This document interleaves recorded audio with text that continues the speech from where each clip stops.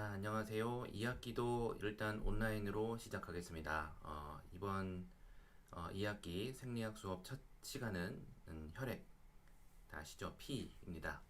이번 시간에 배워야 될 내용은 자, 요만큼 일단 혈액 조성 있고요. 그 다음에 적혈구, 백혈구, 혈소판 이 세 가지 컴포넌트죠. 세포 성분, 그 다음에 지혈 과정에 대해서 보게 되실 거고, 마지막으로 혈액 생성, 얘네들이 어떻게 생성되는지를 보겠습니다. 옆에 그 튜브 보이세요? 여기 주황색 뚜껑에 튜브가 있는데, 요게 이제 여러분들이 그 피 검사하러 가면은 피를 여기다 모으죠. 바늘로 찔러가지고 껄껄껄껄 피를 모으게 되는데, 요 뚜껑 색깔도 또 의미가 다 있습니다. 뭐 되게 주황색이 일반적인 용도에는 주황색을 쓰고, 그다음에 또 다른 용도면은 또 뭐 다른 색깔 뚜껑을 쓰고 해서 이제 서로 헷갈리지 않게 합니다. 무슨 라벨에 이제 환자 정보가 들어가 있고, 어쨌든 이거를 이 피를 모으면은 얘들 일단 센트리 튜브를 돌리죠. 이렇게 스핀 다운 시켜가지고 이렇게 쭉 내리면은 이제 무거운 성분이 제일 밑에 가라앉고요. 그다음에 가벼운 성분이 위에 뜹니다. 이게 중력을 세게 주니까. 그러면 이제 무거운 게 밑에 가라앉는 게 뭘까요? 예, 그 세포 성분이 밑에 가라앉고, 그다음에 세포가 아닌 물, 이렇게 수용액, 그냥 순수 물은 아니죠. 물에다가 이것저것 녹아 있는 그런 우리가 혈장이라 부르는 성분이 위로 둥둥 뜨고요. 그 사이에 이제 백혈구랑 혈소판 이런 애들이 모여 있는 곳입니다. 자, 일단 그 혈장부터 자세히 보시면은 혈장은 일단 93%가 물이고요. 그다음에 이제 7% 정도가 이제 단백질 성분인데, 단백질 중에 또 그 중에 한 3분의 2가 알부민이라는 의미다. 이 알부민이 그 수가 제일 많다는 거에 이제 의미는 뭐냐면은, 기본적으로 삼투 현상이 이제 물질 교환의 기본인데, 교질 삼투압이라고 있어요. 우리 저 혈액이 어떤 나중에 보세혈관까지 가서 그 조직이랑 인터랙션 하면서 이제 물질 교환을 하게 되잖아요. 물질 교환할 때 혈관변 밖으로, 혈관 내피세포 바깥으로 빠져나가지 않는 사이즈의 큰 어떤 몰레큘이 필요한데, 그게 이 혈장 단백질이 그 역할을 하고요. 그 혈장 단백질 중에 그 알부민이 교질 삼투압에 굉장히 중요한 그 기여를 한다, 그렇게 아시면 되고, 근데 이건 교질 삼투압 유지는 이제 부가적으로 얘가 그 워낙의 목적은 그게 아닌데 어쩌다 보니까 그 역할까지 떠맡게 된 거고, 실제는 알부민은 이제 드럭 캐리어로 어떤 전달 물질로, 그러니까 물에 녹아서 움직이는 애들은 그냥 혈장에 그냥 녹으면 돼요. 93%가 물이니까 뭐 포도당이나 무슨 각종 이온이나 뭐 이런 애들은 그냥 물에 녹아서 이동하면 되는데, 그게 아닌 애들, 우리가 무슨 약을 먹었다, 약물을 전달해야 된다, 혹은 뭐 약이 아니어도 우리 몸에 어떤 단백질이 뭐 자체적으로 이동을 못할 때, 수용액이 못 될 때 알부민이 얘를 붙여가지고 이제 같이 움직이게 됩니다. 전달체 역할이 가장 기본적인 얘의 어떤 목적이고요. 그래서 드럭 캐리어인데, 넌 스페시픽하다는 얘기는 얘는 그냥 이것저것 다 붙어요. 저 성격이 좋아가지고 그냥 알부민을 이용하겠다 그러면은 그냥 오케이 같이 가자 해가지고 같이 갑니다. 근데 글로불린도 비슷한 역할을 하는데, 옆에 있는 글로불린은 이거를 얘랑 같이 가겠어, 난 쟤랑 같이 가겠어, 딱 정해져 있습니다, 종류별로. 그래서 걔는 이제 그런 애고, 얘는 이제 non specific drug carrier라고 부릅니다. 그다음에 알부민은 이제 간에서 생성되고요. 간에서 생성되니까 일단 간이 안 좋은 사람은 알부민이 없겠죠. 알부민이 없으니까 일단 혈관 내 혈장에 알부민이 부족하면은 조직으로 갔을 때 무슨 일이 생겼어요? 혈관 내에 있는 물이 저 조직으로 막 이렇게 가가지고서는 저 띵띵 붙겠죠. 그래야지 이제 그 양쪽에 삼투압이 맞으니까, 이쪽이 약하면은 농도가 낮으면은 물을 막 퍼내가지고 저쪽도 낮게 만들어야 되잖아요. 그러니까 이제 그 조직에 팅팅 붙는 어떤 결과가 생기게 되고, 우리가 이디마라고 부릅니다. 간이 안 좋으면은 왜 몸이 붓는가, 뭐 이런 얘기고요. 그 다음에 간이 안 좋을 수도 있고, 아니면 그냥 영양실조일 수도 있어요. 영양실조일 경우에는 그냥 뭐 간이 멀쩡해도 얘를 만들 재료가 없는 거죠. 알부민을 만들 재료가 없어가지고 뭐 어차피 삼투압이 부족하고, 그래서 이디마 생기고 그런 겁니다. 결핍 요인 얘기했네요. 간 이상, 신장 이상. 신장 이상일 경우에는 이제 신장에서 이 체액을 걸러내가지고 필터해가지고서는 이제 노폐물이랑 물만 이게 걸러내고 나머지 우리가 쓸만한 것들은 이제 배출하지 말아야 되는데 그것은 이제 필터가 잘 안 돼가지고 알부민이 다 떠내려가는 거예요. 이게 유린으로 배출이 돼가지고 이제 부족하죠. 아무리 만들어도 계속 어디서 밑빠진 독이 생겨버렸으니까. 자, 그럴 경우에는 얘가 결핍이 되고요. 그 다음에 호르몬 변화, 그러니까 대표적으로 임신 시에 이게 좀 부족해가지고 좀 몸이 붓는 그런 결과가 생기기도 합니다. 만약에 이게 저 농도가 막 증가했다, 이게 여러분 왜 이렇게 증가했지 하면은 보통 그런 경우는 이제 심각하게 생각하지 말고 탈수니까 물을 많이 먹으면은 물이 부족해서 증가한 것처럼 보이는 거니까 물을 마시면 됩니다. 자, 알부민 그렇고요. 글로불린을 보시면은 이건 이제 아까 얘기했듯이 스페시픽 캐리어고요. 그러니까 예를 들면은 종류 엄청 많은데 예를 들면 다이록신 바인딩 글로불린은 뭐 다이록신을 붙여서 갈 테고 트랜스콜틴은 그 당뇨 콜티코이드라고 그 뭐 하여튼 그런 종류를 움직이는 애고요. 트랜스페린은 트랜스 FE가 들어가잖아요. 이게 철입니다. 그래가지고 철을 운반하는 단백질이 이제 철을 운반하는 글로불린이 트랜스페린이라는 애고요. 그 다음에 또 얘가 하는 일이 응고인자예요. 예를 들면 안티트립신 같은 애가 있는데 응고에도 응고의 대표 플레이어는 저 혈소판이지만은 혈소판이 일을 하기 위해서 갖고 있는 어떤 많은 재료들을 얘가 갖고 있습니다. 글로불린의 폼으로 혈행을 막 돌아다니죠. 그 다음에 이제 세 번째로 그 이뮤노글로불린, 그 보통 감마 글로불린이 주로 이뮤노글로불린인데 반드시 일치하진 않아요. 이렇게 베타가 이뮤노글로불린일 경우도 있고 뭐 좀 다르지만 어쨌든 일반적으로 이뮤노글로불린이라 그러면 감마글로불린을 얘기하고요. 자, 감마글로불린을 제외하면은 얘는 이제 간에 생성되고요. 감마글로불린, 그러니까 이뮤노글로불린은 이뮨솔에서 이제 분비가 되겠죠. 자, 그래서 글로불린 프로테인 엄청 많죠. 뭐 다 엄청 많은데 다 알 필요가 없고 몇 개 뭐 중요한 거 그때 나오면은 아시면 되겠습니다. 알부민과 이제 글로불린의 어떤 비율이 있는데 적절 비율이 있는데 갑자기 어떤 사람의 감마 글로불린 비율이 빡 높아졌어요. 그러면 아마 이 사람은 지금 뭔가 이뮨 쪽에 리스폰스가 일어나고 있다. 그러니까 뭔가 감염이 있을 가능성이 크다. 이렇게 해석할 수가 있겠죠. 자, 그 다음에 이제 단백질 말고 밑에 전해질이나 뭐 이렇게 1% 미만 그 미량 중에 이제 또 제일 많은 게 전해질이고요. 그다음 영양소 우리 저 포도당 운반하려고 우리 피가 일을 하고 있는 거니까 그 영양소와 노폐물 그 대사 산물이 항상 또 전달이 돼야 되죠. 호르몬이랑 이런 것들이 다 피를 통해서 흐르니까 혈장에 녹아 있는 어떤 성분들로 무시할 수 없습니다. 적지만 중요한 애들. 이제 전해질을 보시면은 전해질 뭐 소디움 140mm몰 포테슘 있고 칼슘, 매그네슘 다 양이온 요만큼 있고요. 양이온만큼이나 또 음이온이 저렇게 클로라이드랑 바이카보네이트랑 그 다음에 포스페이트 또 이렇게 다 있죠. 이렇게 있어가지고 애들 다 모으면은 파티클 개수가 대충 한 300 정도 나옵니다. 300 좀 못 미치는데 나머지는 영양소랑 노폐물이랑 이런 것들을 좀 채워주고요. 자, 이런 애들은 근데 교질 삼투압에는 큰 영향을 못 미쳐요. 왜냐하면 얘네들은 그냥 다 빠져나가거든. 자, 이게 구분 잘 하셔야 되는데 혈장 내에 삼투압에 가장 큰 기여를 하는 것은 요 전해질입니다. 파티클 개수가 워낙 많아요. 저기 알부민이 많다고 해봤자 얘네들이 뭐 거의 300개거든요. 그러니까 이제 얘네들이 엄청난 기여를 하는데 교질 삼투압이라 그러면은 얘네들이 이제 혈장 내에 머물러고 빠져나가지 않고 이제 그 조직과 혈장의 물물 교환을 일으킬 정도의 어떤 그 농도 디퍼런스를 꾸준히 유지해야 되는데 그러기에는 이 전해질들은 잘 빠져나가거든요. 그래서 교질 삼투압에서 가장 중요한 게 뭐냐 그러면은 알부민 빠져나가지 않는 단백질 중에서 제일 많은 거 알부민이고요. 뭐 그 다음에 이제 그 다음 두 번째 중요한 건 뭐냐 그러면은 글로불린이 되겠습니다. 요 전해질은 교질 삼투압에는 별로 중요하지 않아요. 근데 혈액 내의 전해질, 혈액 내의 삼투압 형성에 중요한 게 뭐냐 그러면은 요 이온들을 생각하시면 되겠습니다. 자, 얘네들만 모아가지고 전해질만 모은 용액을 우리가 실제로 많이 쓰죠.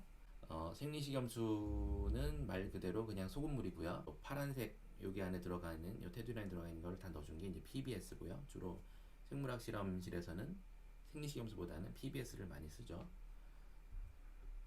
그리고 여기서 이제 영양소까지 넣은 거를 보통 이제 링거액, 우리 링거 맞으러 간다 할 때 링거액, 혹은 뭐 포도당수액, 그다음 타이로드 솔루션, 아니면은 실험실에서 쓰는 건 이제 한스 발란스드 솔트 솔루션 HBSS라고 이렇게 되어 있습니다.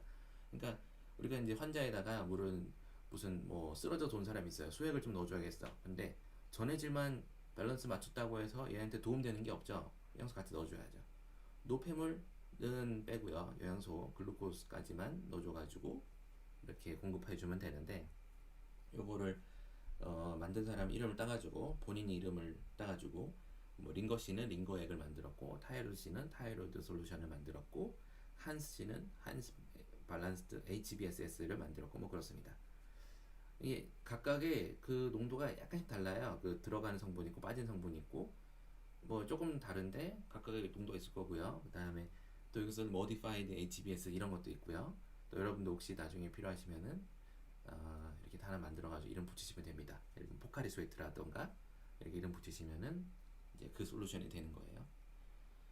자, 이게 인공적인 솔루션 얘기였고요. 인공적인 혈장에 대한 얘기였고, 자, 요거는 이제 혈청, 뭐 시럼이라고, 우리가 저 피를 이제 어떤 수혈이나 아니면 검사 목적으로 이렇게 뺐을 때 그 상태로 놔두면 얘는 그냥 굳어버려요. 왜 굳냐? 저 피브리노젠이라고 아까 단백질 얘기할 때 알부민, 글로불린 잔뜩 얘기해놓고 피브리노젠 뺐잖아요. 쟤 때문에 그래요. 피브리노젠 나중에 뭐 잔뜩 얘기할 텐데, 피브리노젠이 있으면은 이게 피가 굳습니다. 피가 막 딱딱 굳어가지고 못 쓰는 피가 돼요. 그래서 쟤를 뺍니다. 쟤를 뺀 나머지를 가지고 우리가 이제 보관을 하고 운반을 하고 뭐 어디에 쓰고 사용하고 뭐 그렇습니다. 그래가지고 피브리노젠을 뺀 나머지를 혈청이라고 그래요. 시럼이라고 부르고, 보통 우리가 피를 뭐 어떻게 한다 그러면은 당연히 저 피브리노젠을 뺀 나머지 요 혈청 성분을 가지고 뭘 한다 생각하시면 되겠습니다. 자, 그래서 혈장 구성 성분을 이렇게 더 자세히 보시면은, 이건 이제 교과서에 있는 표를 따온 건데요. 표 7-3입니다. 뭐 엄청 많죠. 엄청 많은데 물이 제일 많다. 그 다음에 전해질 그 다음으로 많다. 개수로 따져서. 무게로 따지면 단백질이 제일 많다. 보시면 되고요. 그 무게로 따져서 물 다음으로 많은 단백질 중에서 또 개수로 제일 많은 건 알부민. 무게로도 제일 많네요. 네, 알부민이고요.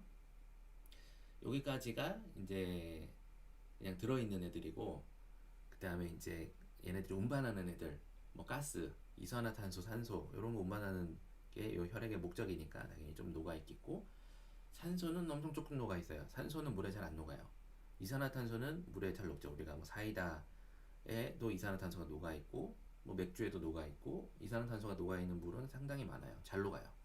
근데 산소는 잘 안 녹아요. 그렇기 때문에 우리가 좀 특별한 그 또 메커니즘 개발했죠. 그 헤모글로빈이라고.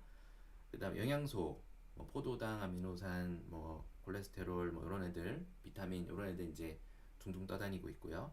그다음 노폐물 역시 같이 운반해야죠. 호르몬도 있고요. 이렇게 해서 혈장 성분이 끝났고요. 혈구, 이제 혈장이 아닌 혈구, 그러니까 세포 성분을 보겠습니다. 세포 성분 보시면은 맨 밑에 있는 빨간색이 이제 적혈구, 레드 블루 셀이고, 적혈구가 얼마나 있느냐를 사람들이 굉장히 알고 싶어해요. 관심 있게 보고 싶어해요. 이 환자가 왔는데 RBC가 부족해, 더 많어, 이 사람 왜 많어, 뭐 이런 얘기를 하고 싶을 때 일일이 셀 수가 없단 말이에요. 그 현미경에 놓고 세느니 그냥 이걸 스핀다운 해가지고서는 레이셜 재보자, 전체 대비 얼마냐, 그게 이제 헤마토크리시라는 개념이고요. 예, 식을 보시면은 토탈 볼륨, 우리가 얼만큼 따줬다, 피를 얼만큼 모았다, 스핀다운 시켰더니 RBC 빨간색이 어느 정도다, 볼륨인데, 이 튜브는 그냥 직경이 동일하니까 볼륨이라고, 볼륨 재는 방법 간단하죠. 그냥 길이 재면 돼요. 높이에 따라 다르니까. 했을 때 이게 한 45%, 여자는 40%, 남자는 45% 정도가 이제 정상치라고 합니다. 이 정도면은 이 사람 일단 RBC 수치는 적혈구 수치는 적당해. 헤마토크릿은 정상 레인지야라고 얘기하면 되고요. 헤마토크릿을 또 다른 말로는 팩트 셀 볼륨이라고, 적혈구 용적 백분율 PCV라고, 팩트 셀 볼륨이라고 다 같은 말이에요. 자, RBC 좀 더 자세히 보시면은 헤마토크릿의 정상치는 남자 45, 여자 40, 뭐 그렇다는 거고요. 얘가 이제 증가하는 사람, 어떤 사람이 막 증가해서 왔어요. 증가해서 왔을 때 왜 증가했어? 그러면은 그냥 얘가 목마른 거예요. 목말라가지고 혈장 성분이 부족한 거야. 부족하니까 헤마토크릿이 더 세진 것처럼, 높아진 것처럼 보이죠. 뭐 그런 탈수의 경우가 제일 많고요. 그 다음에 남성 호르몬 때문에 높아진다고 하는데, 이거는 우리 남성 호르몬이 일정 레인지로 또 유지가 되잖아요. 그러니까 사실 이것 때문에 오를 일은 잘 없는데, 어떤 사람은 의도적으로 남성 호르몬을 막 복용했어요. 뭐 가끔 그런 사람 있잖아요. 그런 사람은 헤마토크릿이 증가합니다. 그러니까 RBC가 증가해요. 남성 호르몬에 RBC를 생성하는 성분이 막 유도가 됩니다. 이 어떤 사람이 그러겠어요? 운동하는 사람. 운동하는 사람이 적혈구가 산소 운반을 막 해야 되는데 그게 부족해서 내가 운동을 못 한다. 그래서 이거를 내가 내 그거를 극대화시키겠어 해가지고 남성 호르몬을 막 주사 맞는 사람들이 있죠. 그런 사람들이 있으면은 이제 경기가 공정하지 않을 테니까 이제 또 도핑 테스트를 꾸준히 또 하고요. 남성 호르몬 맞은 사람은 아웃 시키는 거고요. 또 이제 그러니까 또 다음에 다른 방법이 개발되고 뭐 복잡하죠 거기도. 그다음에 고산증. 고산증보다 저산소증이 더 맞는 말 같아요. 이제 산소가 부족한 곳에 갔다던가 아니면은 이제 대표적으로 산소가 부족한 곳이 고산증이죠. 높은 뭐 해발 3000m 이런 데로 갔을 때 그러면은 이제 산소가 부족해요. 그 산소 부족하기 때문에 헤모글로빈이 RBC가 100%를 하더라도 일단 절대량이 부족하니까 산소가 덜 돌아다닙니다. 이 사람들이 이제 어지럽고 막 이제 뭐 멀미하고 뭐 복잡하겠죠. 그러니까 이 사람들이 몸에서 자체적으로 이제 RBC가 이제 더 많이 이렇게 생성하게 됩니다. RBC 생성해가지고 어떻게든 그 산소가 농도가 낮지만 산소 농도가 낮지만 거기서도 100% 언제 뽑아 먹으려고 RBC를 더 만들게 되죠. 그래서 헤마토크릿이 증가하게 되고요. COPD는 크로닉 obstructive pulmonary disease라고 만성 폐쇄성 폐질환이에요. 이게 이제 폐쇄성 폐질환이라 그러면은 폐가 이제 막혀가지고 뭔가 이제 가스 교환이 잘 안 되는 거죠. 산소 교환이 잘 안 돼가지고 몸에는 항상 이게 산소가 부족하게 돼요. 우리 몸 안에는. 그러니까 밖에 산소가 고산증이어서 밖에 산소가 부족한 게 아니고 그냥 얘를 교환을 못 해가지고 우리 몸에 산소가 부족합니다. 그래 돼 버리면 우리 또 몸에서는 아까 고산증과 똑같은 식으로 반응을 해요. 그래서 적혈구를 더 만들어가지고 많이 뽑아와야겠다라고 생각합니다. 그래서 COPD 만성 폐쇄성 폐질환 환자에게서 또 헤마토크릿이 증가하게 보이고요. 그다음에 이제 줄어드는 경우는 이제 제일 생각할 수 있는 게 이제 출혈 중에서 그냥 잠깐 조금 출혈하는 거 말고 그냥 계속 출혈하는 거예요. 어딘가 뚫려가지고 계속 우리도 모르는 출혈을 계속 할 때, 우리가 모르는 출혈 알지만 어쨌든 출혈이 많이 일어났을 때 빈혈 RBC가 많이 이제 RBC가 많이 손실돼가지고 헤마토크릿이 감소한 것처럼 보이고요. 그다음에 그 만성 출혈과 비슷하게 생리 중일 때도 그렇고요. 그다음에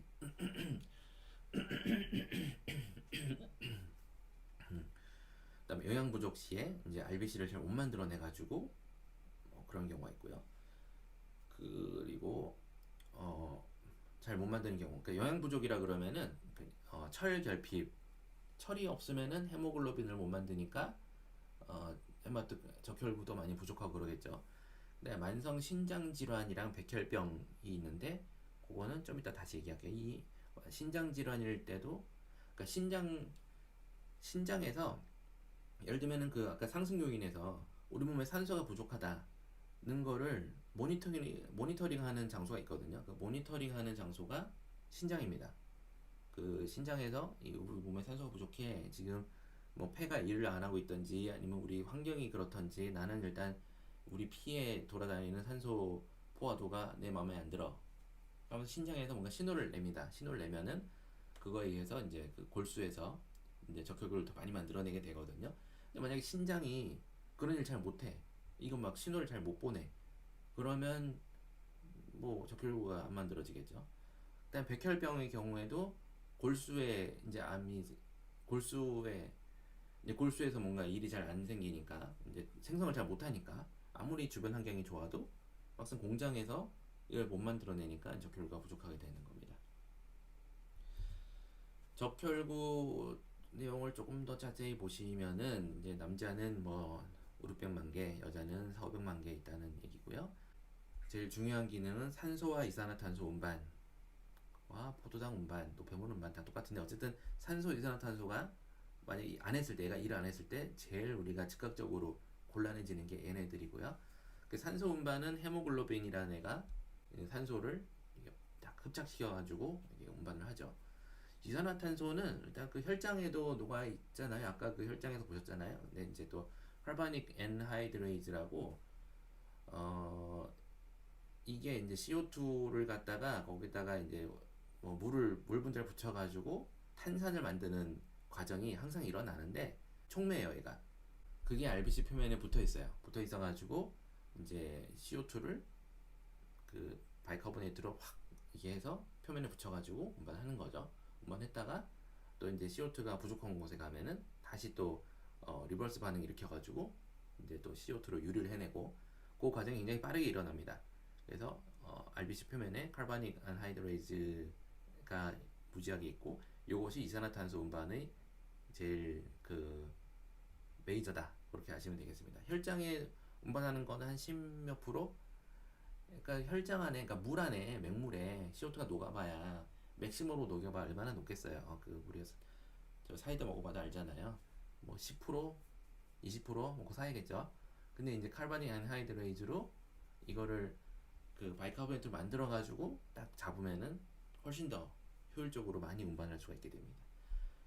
특이사항으로 이제 혈액형이 있고요. 그 다음에 혈액형은 저쪽에 RBC 표면에 당 단백질이 글라이코프로틴이 이제 A형이 있다, 뭐 B형이 있다, 둘 다 있다, 그냥 없다.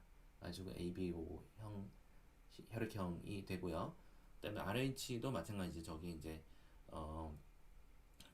RH 당 단백질이 있냐 없냐 가지고 이제 플러스다, 마이너스다, 네가티브다 뭐 이런 얘기를 하는 거고요.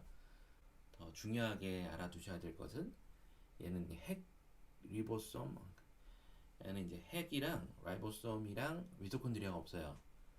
이 얘기가 뭐냐면은 핵과 라이보솜이 없다는 얘기는 얘가 그 일단 만들어지고 나면은 그 다음부터는 자기가 셀프 리페어링이 안 돼요. 이제 가다가 뭐가 부족했을 때 자기가 재빨리 뭐 야 지금 무슨 단백질이 부족해 좀 만들어 봐봐 해가지고 DNA가 쫙 전사돼 가지고 RNA로 되고 뭐 프로틴 만들고 뭐 이렇게 돼야 되는데 그게 전혀 안 일어납니다. 또 얘는 그냥 자기가 갖고 있는 태생적으로 갖고 있는 그 장비들을 재료들을 다 쓰고 나면은 그냥 거기서 사그라들어요.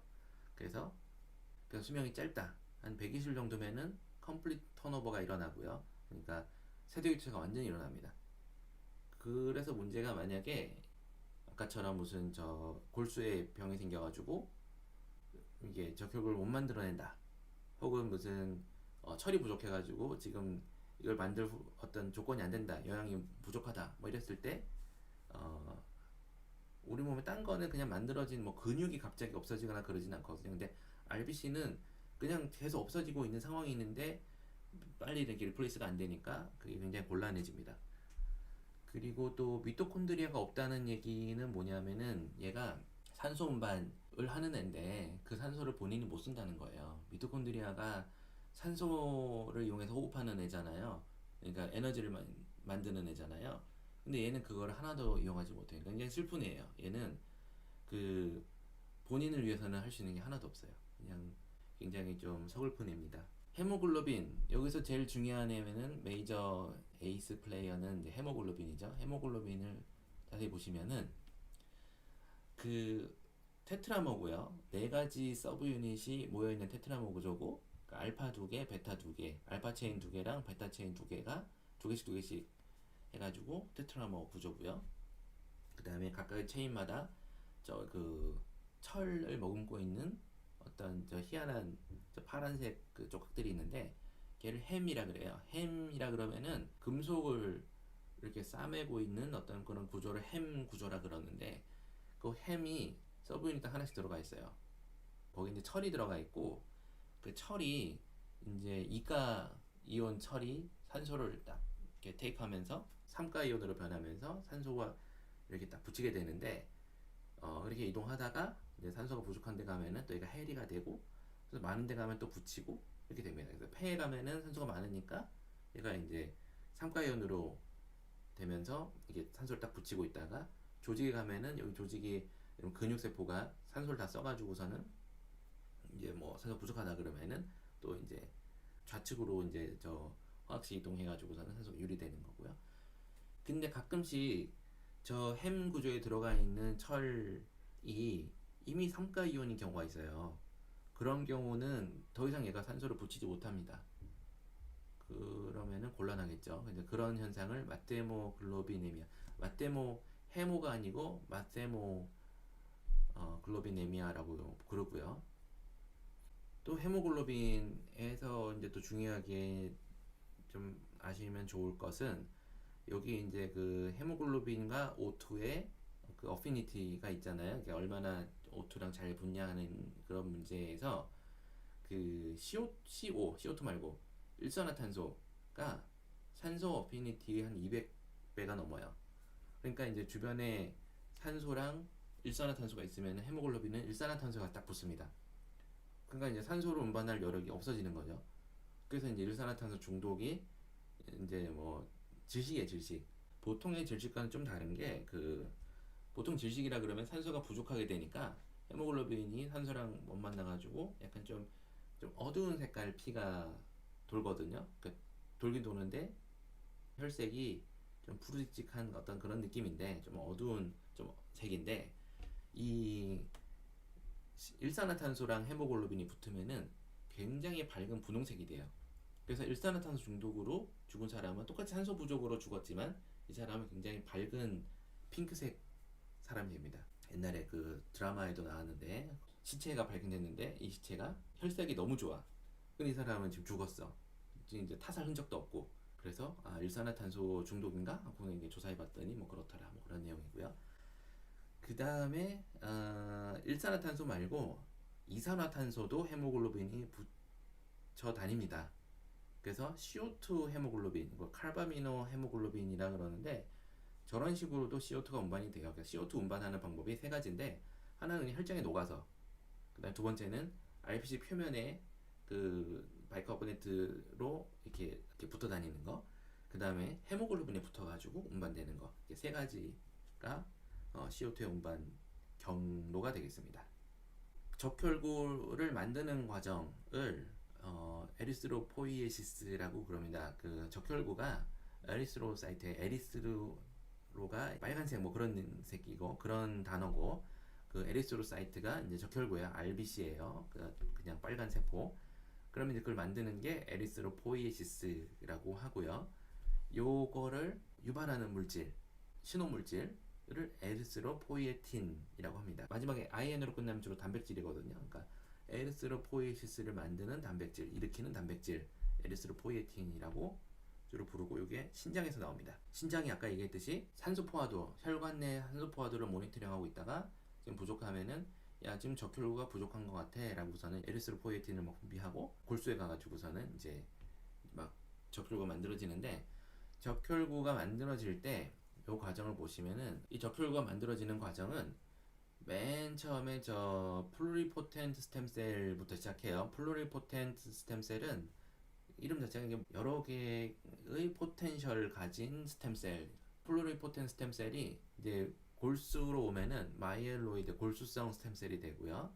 근데 그 중에 일부가 이제 프로 에리스로블라스트인데 이름 보시면은 에리스로블라스트가 에리스로사이트를 만드는 세포다. 에리스로블라스트고요. 그거의 전구체다라는 뜻으로 프로 에리스로블라스트라 그러고요. 그 핵이 없어지고 그다음 라이보솜이 없어지는 과정 중에서 남아있는 흔적들이 보이게 되는데 그게 보이는 걸 레티큘로사이트라 그러고요. 이게 없어지면은 이제 골수 바깥으로 나가서 이제 혈류로 돌아다니게 되는데 RBC가 너무 부족해가지고 급하게 출시 얼른 나가서 일해라고 하게 되면은 이제 우리가 피 검사를 했는데 레티큘 사이트가 많이 보일 때가 있어요. 많이 보일 때는 뭔가 지금 저쪽에 골수에서 만들어지는 과정에 문제가 있구나라고 추측을 하시면 되겠습니다. 자, 골수 중에서도 이제 빨간 골수에서 혈고 세포들이 만들어지게 되는데 빨간 골수가 어릴 때는 엄청 많아요. 그 5살, 10살까지는 티비아, 피머와 갈비뼈 다 만들어지고 있는데 20살 넘어가면은 티비아에서 혈구 생성이 거의 제로가 되고요. 20대 중반이 되면은 피머에서도 이제 그만 만들게 되죠. 이게 왜 그러냐 하면은 그 어렸을 때는 그 몸이 크잖아요. 몸이 크니까 가지고 있는 적혈구보다 훨씬 더 많이 만들어야 돼요. 왜냐하면 내일의 나는 오늘의 나보다 더 커질 거니까. 19, 20살 넘어가게 되면은 더 이상 몸집 안 불거든요. 물론 살이 찌긴 하지만 그거는 이제 일단 논외로 하고 일단 적혈구를 더 많이 만들어야 될 필요는 없다는 거예요. 현상주의하면 된다는 거예요. 자, 에리스로포이시스 과정에서 또 이제 중요한 것은 에리스로포이에틴만 있으면 되는 게 아니고 재료가 있어야죠. 그 재료가 일단 제일 중요한 게 철이고요. 뭐 당연히 철이고요. 그리고 그다음에 엽산, 폴릭 애시드랑 그다음 비타민 중에서 B12가 이제 중요한데 얘네 둘은 그냥 적혈구 생성이 중요하다기보다는 그냥 DNA 합성이 중요해요. 그러니까 DNA 합성이 중요해서 얘네가 없으면은 우리 몸의 모든 그 세포 분열이 좀 어려워지는데 RBC의 경우에는 그게 특별히 문제가 되죠.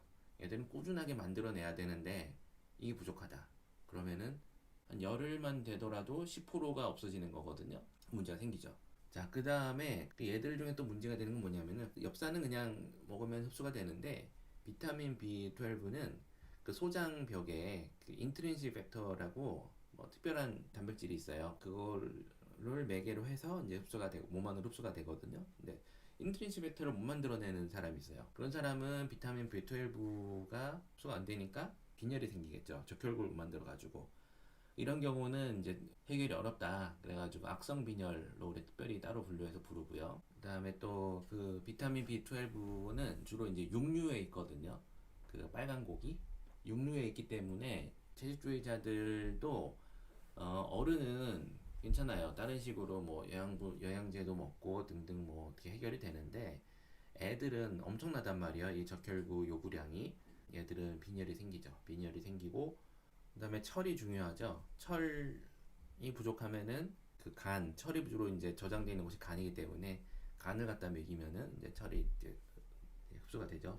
그러니까 철은 굉장히 중요하기 때문에 리사이클링이 됩니다. 배출을 안 하고 계속 다시 쓰는 거예요. 그래서 RBC가 이제 이 활동을 마치고 작동하지 않게 되면은 이제 스플린으로 가서 비장으로 가서 이제 분해가 되는데 분해가 될 때 헤모글로빈 성분은 햄과 글로빈으로 나눕니다. 그래서 글로빈은 잘 가라 이제 없애버리고 햄에는 철이 들어가 있잖아요. 이 철이 우리의 그 귀금속이잖아요. 그러니까 철을 다시 사용하기 위해서 골수로 다시 옮기죠. 철을 운반하는 단백질에 태워가지고 이게 골수로 보내고요. 햄은 이제 간으로 가가지고서는 이제 빌리루빈이라는 성분으로 바뀌고요. 빌리루빈은 다시 거기서 이제 바일 그 담즙 만드는 재료로 사용이 돼가지고 이제 분비가 되죠. 분비가 돼서 나중에 그 뭐 지방 소화나 이런 데 쓰이면서 이제 배출이 됩니다. 배출이 될 때 얘가 이제 그 빌리루빈은 약간 누리끼리한 색인데 바일이 나중에 이제 음식물과 혼합해가지고서는 소화가 되고 나서 나중에 이제 응가로 나올 때는 굉장히 독특한 그 갈색이 요 색깔이라고 해요. TMI지만 좀 알아두시고. 그리고 또 간에 우리가 철이 엄청 저장돼 있다 그랬잖아요. 그 철 주요 저장소가 간이거든요. 거기 간에 저장될 때는 페리틴이라고 저장돼 있다가 얘가 이제 또 부족하면은 본메로로 가가지고서는 또 사용을 하게 됩니다. 자, 빈혈에 대해서도 간혹 다뤘는데요. 자, RBC가 부족한 경우를 빈혈이라 그러는데 헤마토크릿이 좀 감소되어 있는 것처럼 보이고요. 빈혈이 되는 원인이 철 부족, 그다음에 엽산과 비타민 B12 부족, 혹은 에리스로포이에틴 부족, 뭐 이렇게 크게 요 세 가지로 나눈다면은 이걸 어떻게 구분할 것이냐? 이 사람이 이제 빈혈 환자가 왔는데 원인이 뭐냐? 했을 때 적혈구 사이즈를 재면 됩니다. 적혈구 사이즈가 보통 일반적인 노멀 레인지가 80에서 95 femtoliter 이 정도야 되는데 요거보다 좀 작다, 작은 애들이 많다. 그러면 보통 이제 철 부족에 의한 것으로 생각이 돼요. 그러니까 철이 부족하면은 헤모글로빈이 부족하고 몸에 산소가 잘 안 돌아다니니까 빨리 적혈구를 만들으라고 오더를 내리겠죠. 빨리빨리 골수에서 준비가 안 돼서 출시하라고. 그러니까 이제 좀 작은 세포, 덜 큰 세포도 막 혈관 내로 나오는 거예요. 그래서 마이크로사이토시스, 그러니까 마이크로사이트가 많아진다. 그래서 마이크로사이토시스라는 이제 우리가 그렇게 용어로 부르고요. 거꾸로 매크로사이토시스도 있죠. 엽산이나 비타민 B12가 없으면은 이게 DNA 합성이 안 된다 그랬잖아요. 그러니까 DNA 합성이 안 되니까 세포 분열이 안 돼요. 세포 분열이 좀 늦어져요. 어느 정도 세포가 크면은 이제 마이토시스가 일어나서 세포가 이제 둘로 쪼개져야 되는데 그게 잘 안 되는 거예요. 정상이다. 세포 사이즈는 정상인데 이 사람은 빈혈이다 그럴 때는 그냥 단순히 적혈구를 못 만들어내는 경우, 그러니까 에리스로포이에틴이 부족한 경우라고 생각하시면 되고, 또 그런 이유로는 이제 신장 질환이 있을 수가 있고요. 골수가 좀 항암제를 투여받았다던가 아니면은 뭐 엑스레이 때문에 골수가 좀 뭔가 손상을 받았다던가 어떤 화학 물질에 노출됐다던가 뭐 이런 일을 생각할 수가 있죠. 그 다음에 또 특이한 경우는 시클셀 아니미아라고 그 적혈구가 이렇게 한 가운데가 움푹 파인 이런 뭐 특징적인 모양인데 여기 아니고 이렇게 좀 이상한 구부러진 모양인 경우가 있어요. 이게 이런 경우는 그 헤모글로빈 만드는 어떤 그 시퀀스 중에 딱 하나가 이게 잘못되면은 이런 식으로 만들어진다 그래요. 그 이제 이런 경우는 적혈구가 이제 좁은 그 보세혈관 통과할 때 이런 이상한 모양이면은 잘 찢어집니다. 적혈구가 만들어져서 돌아다니는 거는 잘 하는데 돌아다니다가 자꾸 없어져 버려요. 결과적으로는 이제 적혈구가 부족한 것처럼 보이는 거죠, 우리 몸에는. 근데 우리나라 사람들에겐 잘 없고 저쪽에 저 흑인들한테 많이 보이는 소인이라고 합니다. 자, 백혈구 한번 보겠습니다. 백혈구는 WBC, 화이트 블러드 셀이라고 하고 또 어려운 말로는 루코사이트. 루코가 이제 하얗다는 뜻이고요. 사이트가 이제 세포니까 하얀 세포. 5가지가 있는데 위에 3개는 그래뉴리 있어요. 점점이 박힌 모양이 보이시죠? 맨 위에는 하얀색, 두 번째는 빨간색, 세 번째는 파란색 그 점점이가 보이는데 요게 이제 그 조직 그 염색할 때 헤마토틸린 에오진 염색을 해보면은 중성구는 양쪽에 염색이 안 돼요. 그렇기 때문에 뉴트로필 그래뉴로사이트, 중성의 그래뉴를 가진 세포다. 중성구라고 부르고, 두 번째 빨간색으로 염색되는 애들은 호산구, 에오지노필 그래뉴로사이트라고 부르고요. 파란색으로 염색되는 애들은 호염구, 베이조필 그래뉴로사이트라고 부릅니다. 그 네 번째 보시면은 이거 핵이 하나예요. 그래가지고 이름이 단핵구, 핵이 하나다 해서 단핵구, 모노사이트라고 부릅니다. 그 다음 이제 림포사이트가 맨 마지막에 있는데, 림포사이트는 위에 거랑 좀 다르게 이제 림프절에서 완성이 돼가지고 위에 4개는 골수에서 만들어지는데 이건 림프절에서 만들어지기 때문에 이제 림포사이트라고 이름을 붙입니다. 뭐가 얼마나 있느냐, 그 개수 비율대로 이렇게 보시면은 중성구가 제일 많아요. 중성구가 거의 뭐 반 이상, 거의 뭐 4분의 3을 차지하고 있고, 얘 기능은 박테리아나 펑갈 인펙션이 급성으로 있을 때 얘네들이 굉장히 빨리 퍼집니다. 평소에도 제일 많고 이런 이벤트가 생겼을 땐 더 많아지고요. 중성구가 제일 많다는 거고, 그 다음으로 많은 게 림포사이트입니다. 예를 들면 코로나 바이러스 같은 바이럴 인펙션이 있을 때 이제 거기에 가서 대응을 하죠. T셀, B셀, 요런 애들, NK셀 요런 애들이 해당하거든요. 모노사이트는 나중에 이제 애들이 무슨 이벤트가 발생하면은 매크로파이지로 변해요. 이게 막 다른 애들이 전쟁을 해서 만든 어떤 데브리스들을, 어떤 그 조각들을 애들이 다 이제 먹죠. 대식세포가 되는 거고요. 그 다음에 호상구랑 호염구는, 예를 들면 호상구는 이제 기생충 감염 시에 증가하는 걸로 되어 있고요. 그다음에 알러지 반응에도 증가한다고 하고요.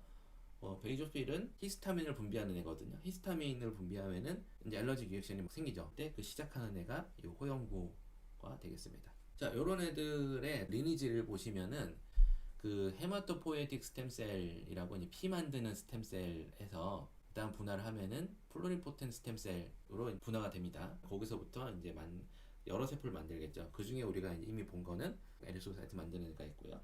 그 다음에 마이엘로블라스트나 모노블라스트로 돼가지고서는 요 뉴트로필, 에오지노필, 베이조필 이렇게 요 삼형제 만드는 만들거나 아니면 이제 모노사이트 만드는 마크로파이지를 만드는 그런 라인이 하나 있고요. 그 다음에 이 골수랑 영 관계없이 림프절로 가가지고서는 이제 또 만드는 세포가 있어요. NK셀, T셀, B셀 이렇게 세 가지 만드는 림포이드 스템셀이고요. 이건 림프절이고요. 완전 다른 게 보통이고. 그 다음에 이제 골수에서 만드는 세포가 하나 더 있어요. 이건 메가카리오사이트라는 애인데 핵이 굉장히 큰 세포다 이렇게 보시면 됩니다. 메가카리오사이트에서 조각들이 떨어져 나와요. 세포가 분열하는 건 아니고 끄트머리가 조금씩 찍찍찍 찢어 나오거든요. 그게 혈소판이에요. 그러니까 혈소판은 엄밀히 말하면 세포는 아닙니다. 세포 조각, 세포 부스러기라고 보시면 되겠습니다. 그 혈소판에 대해서 보시면은 혈소판 얘기는 사실 혈소판에 대해서 아는 것보다 지혈에 대해서 아는 게 더 중요하죠. 지혈의 모든 것, 그러니까 혈소판의 모든 것은 지혈을 위한 것이죠. 지혈 과정을 보시면 헤모스타시스, 피를 멈춘다, 호메오스타시스라고 합니다.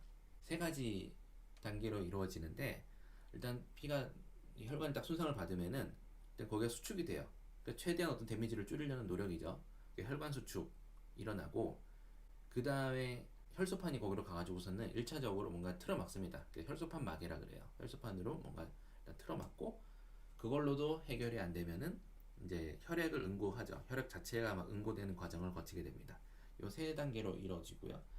그 혈액 응고된 거를 혈전이라 그래요. 어려운 말로 혈전인데 우리나라 말로는 피떡이라고 그럽니다. 피떡이라 그러면은 좀 피떡이 되도록 맞았다 할 때 그 피떡인데 영어로는 blood clot이 생겼다.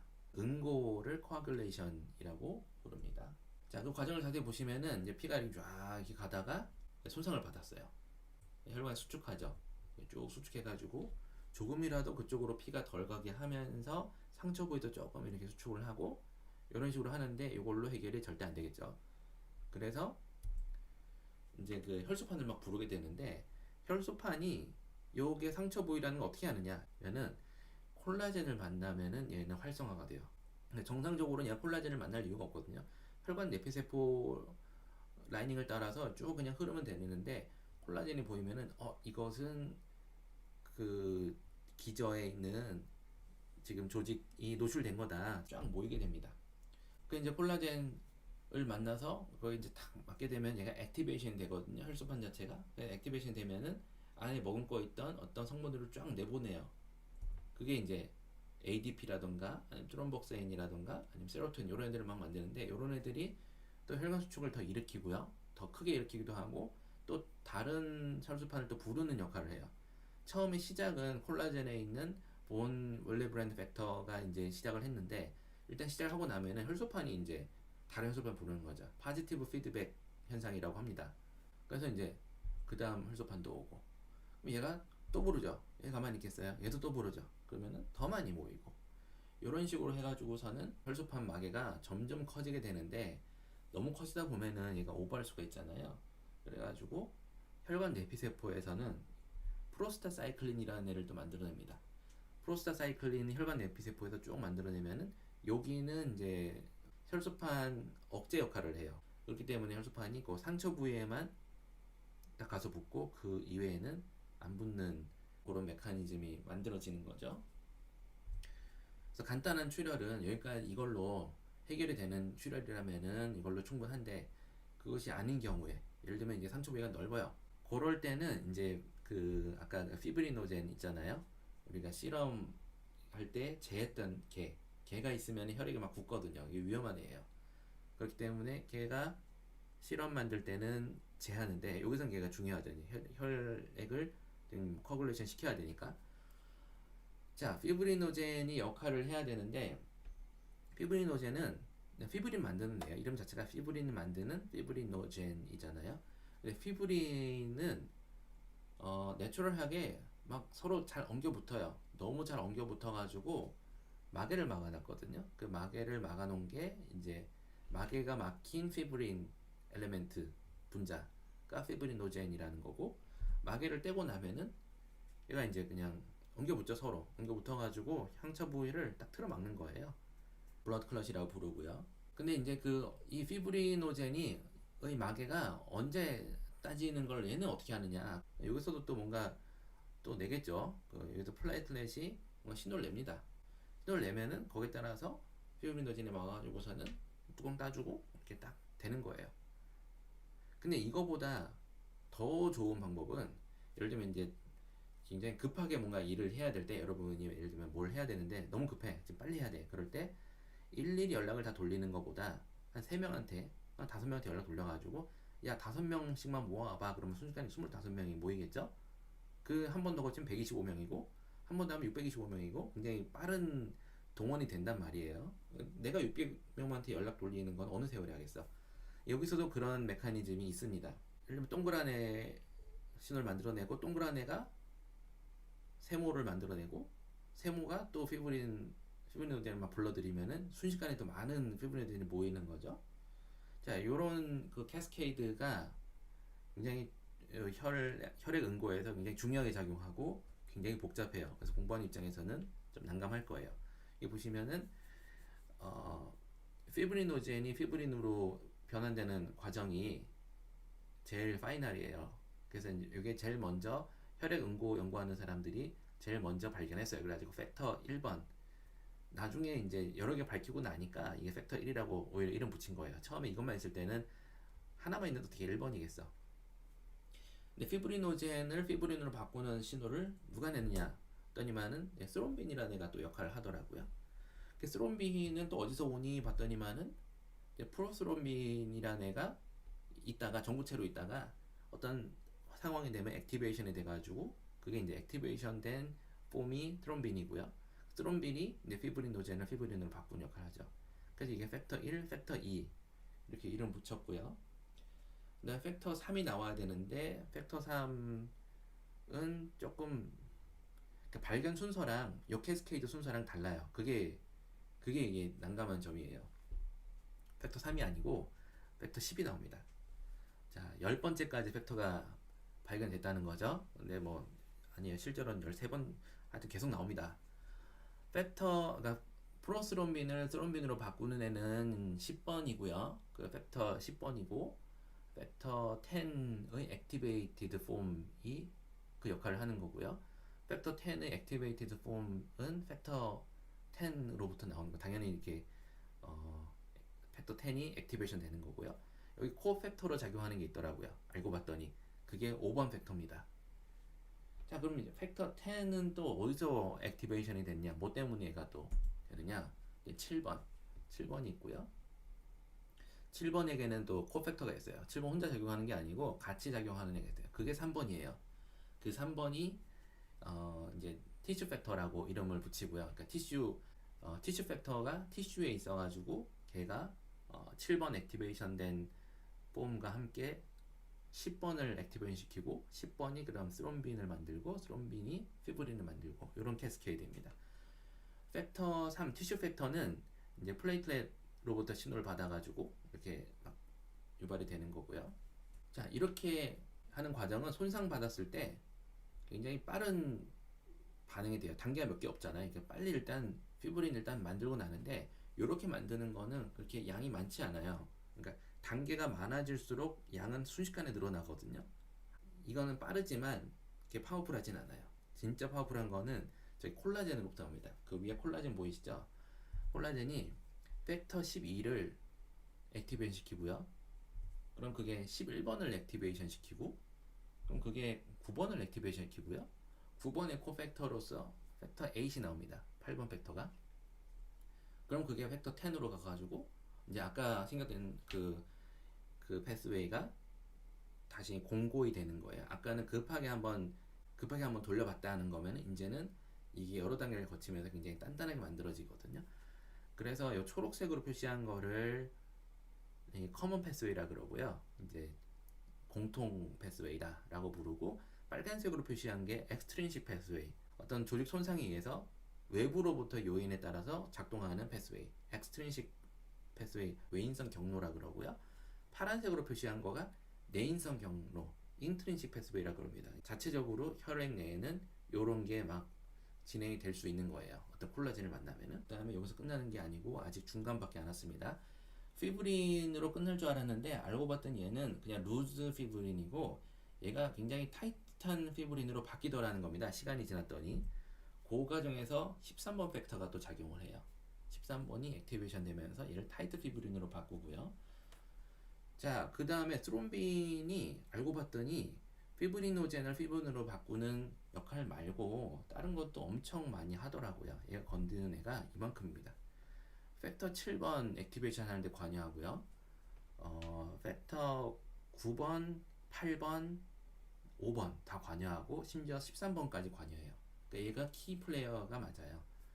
그래서 피를 뽑았을 때 피가 얼마나 빨리 굳느냐를 검사하는 방법이 있는데 그냥 피를 한 방울 딱 떨어뜨려 놓고 몇 초 뒤에 굳는지를 보는 거예요. 간단한 방법이에요. 근데 그 테스트의 이름이 스롬빈 타임 테스트입니다. 스롬빈이 워낙 중요한 애니까 이름 그렇게 붙였어요. 클럿 만드는 메커니즘이 굉장히 중요하고 아주 빠르게 아주 강하게 일어나야 되는 건 맞지만 예를 들면 얘가 팩터 7번이 인주리 사이트 말고 어떻게 하다 보니까 헬로를 따라 딴 데로 막 돌아다녀요. 딴 데로 돌아다녀가지고 거기서 또 클럿을 만들면은 또 문제가 생기거든요. 그 클럿 잘못 생기면은 또 그게 돌아다니다가 어디 가서 잘못 박히면 심장에 가서 박히면은 심장마비가 오는 거고 관상동맥에 박히면은 뭐 뇌혈관에 가서 박히면은 또 이제 뇌 그쪽에 괴사가 일어나겠죠. 산소 공급이 안 되니까.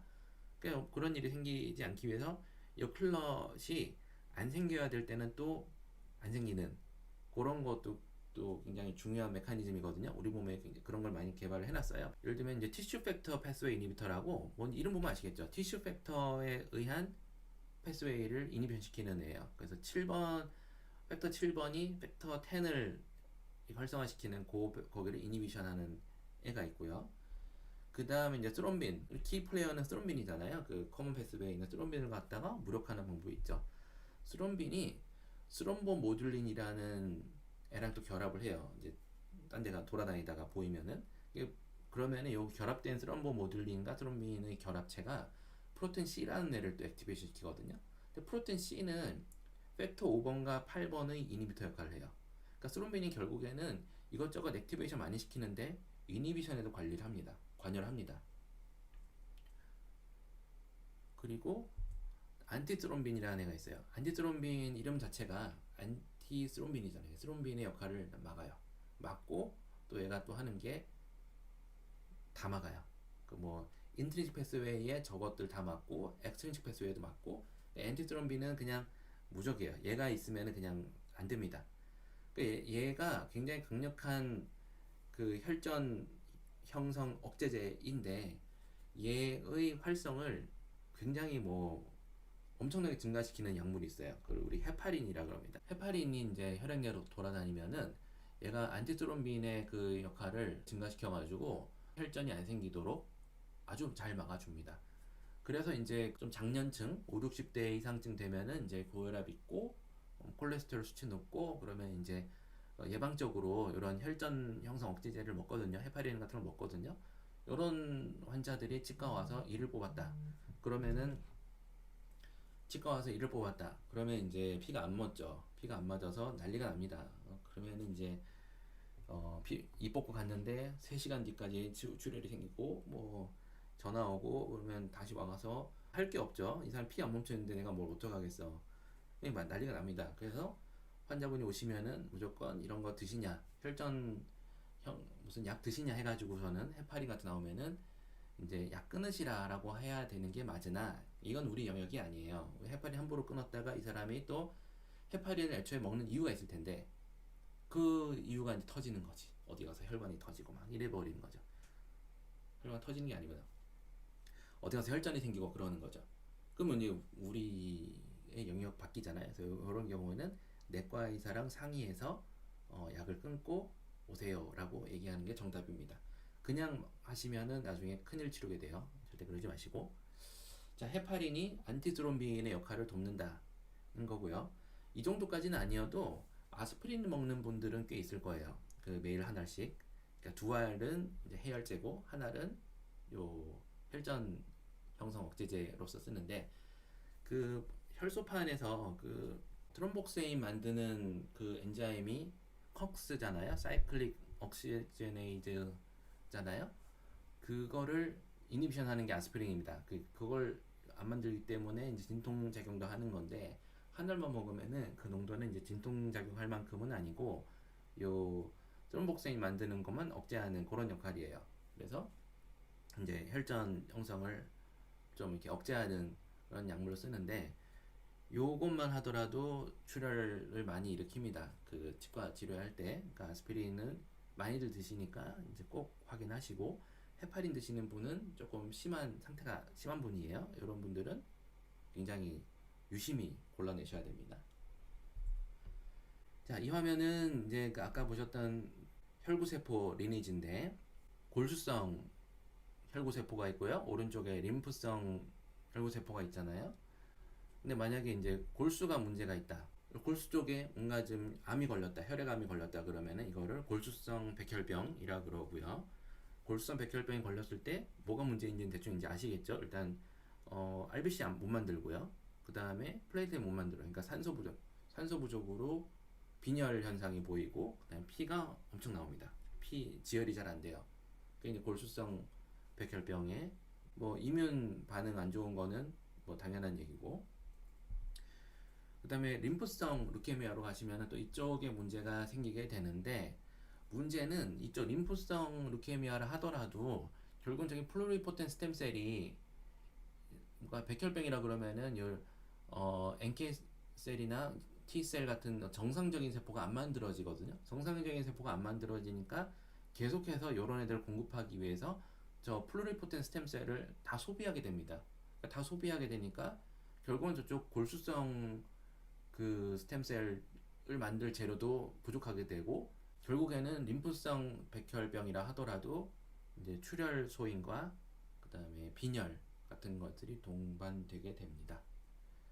자, 여기까지 해서 혈구세포에 대해서 알아봤고요. 혈액에 대해서 알아봤고요.